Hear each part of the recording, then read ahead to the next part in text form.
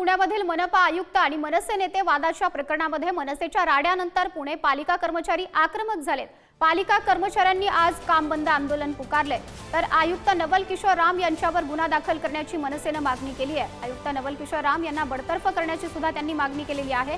आयुक्तांच्या केबिनमधील CCTV check करा, मनसेने असं चॅलेंजही दिलंय।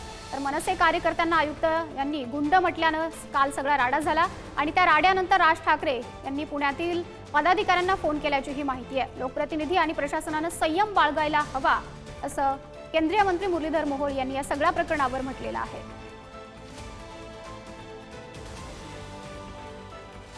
तर प्रशासन असेल किंवा राजकीय पक्षाचा कार्यकर्ता असेल, दोघांनी सुद्धा संयम पाळला पाहिजे। शेवटी आपण हे विसरतो की आपलं काम काय, आपण कशासाठी काम करतोय।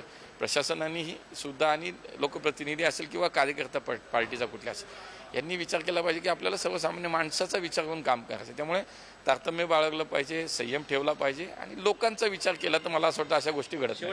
पुणे महानगरपालिका आयुक्त आणि मनसे कार्यकर्त्यांमध्ये काल मोठा गोंधळ झाला। आयुक्तांनी आम्हाला गुंड म्हटलं असा आरोप मनसे कार्यकर्त्यांनी केला।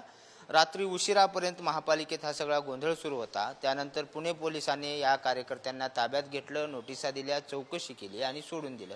आज मात्र पुणे महानगरपालिकेचे कर्मचारी आयुक्तांसोबत झालेल्या या सगळ्या गैरवर्तनाबद्दल कामबंद आंदोलनात सहभागी झालेले आहेत। आता मी पुणे महानगरपालिकेच्या बांधकाम विभागामध्ये आहे, ज्या बांधकाम विभागामध्ये सातत्याने नागरिकांची सुद्धा वर्दळ असते। 10:30ची वेळ आहे। खरं तर महानगरपालिकेचे सगळे कर्मचारी जे आहेत ते आयुक्ताच्या पाठिंबा देण्यासाठी आज या सगळ्या आंदोलनात सहभागी झालेले आहेत आणि छत्रपती शिवाजी महाराज यांच्या पुतळ्यासमोर हे सगळे कर्मचारी जे आहेत ते काळ्या फिती लावून आंदोलन करतात आणि झालेल्या सगळ्या घटनेवरती सातत्याने महापालिकेच्या अधिकाऱ्यांवरती अशा हल्ले होतात, असे आरोप होतात आणि त्यामुळे आम्ही काम कसं करायचं, आमचा आवाज जनतेपर्यंत आणि सरकारपर्यंत पोहोचला पाहिजे। आमची सगळी परिस्थिती जी आहे ती लोकांना कळाली पाहिजे। आयुक्त असो किंवा सामान्य कर्मचारी असो, कुणावरतीही अन्याय होऊ नये यासाठी हे सगळे कर्मचारी आज आंदोलनात सहभागी झालेले पाहायला मिळतात। त्यामुळे नेमकं या आंदोलनावरून आता काय निष्कर्ष निघतात ते पाहणं महत्त्वाचं आहे। व्हिडिओ जर्नलिस्ट निखिल करंदीकर सह बालाजी पोद्दार, पुढारी न्यूज, पुणे।